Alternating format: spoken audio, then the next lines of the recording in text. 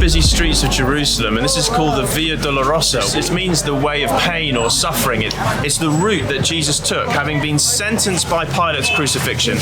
He began to carry the crossbeam. Having been flogged, he was brutally suffering, and so this is the spot where you can see behind me where Simon of Cyrene was press ganged into carrying the cross. Jesus crumpled to the floor here in this way of suffering, and we read in Luke 23 that Jesus crumpled to the floor, and then Simon of Cyrene, who had come in from the country, carried the cross. It begins to climb now up the hill to Golgotha, where Jesus will be crucified. So this is the Via Dolorosa in Jerusalem, the way of the pain of Jesus, bearing the cross and the sins of the world. He went this way.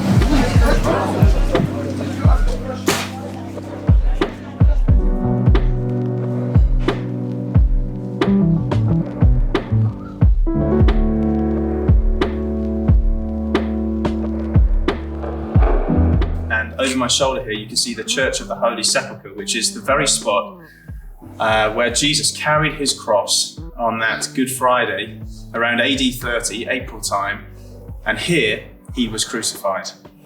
In John's Gospel, we read the account of this moment.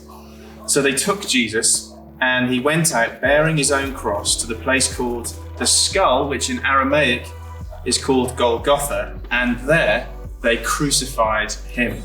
6-inch nails were smashed through his wrists and ankles, and he was suspended on a cross in the hottest hours of the day, from 9 in the morning through until 3 in the afternoon. Jesus hung in agony for us, and darkness fell in those hours. From the 9th hour, darkness came upon the land, and Jesus was taking, well, the Bible's idea is he was taking our wrong, hence the darkness, the judgment that we deserve for our sin. It fell on him here on Golgotha. And finally, when he'd paid for in full all that was wrong with us in this world, we read this: after this, knowing that all was now completed, Jesus cried out in a loud voice, "It is finished." Then he bowed his head and gave up his spirit. Notice he didn't say, "I'm finished," but "it is finished." The great task is accomplished here on Golgotha. The Son of God gave his life as the ultimate loving sacrifice. God so loved the world that he gave his Son. Jesus so loved us, he gave his life in order to say over all that we've done wrong, it's finished. You can start over and live a new life through Jesus Christ.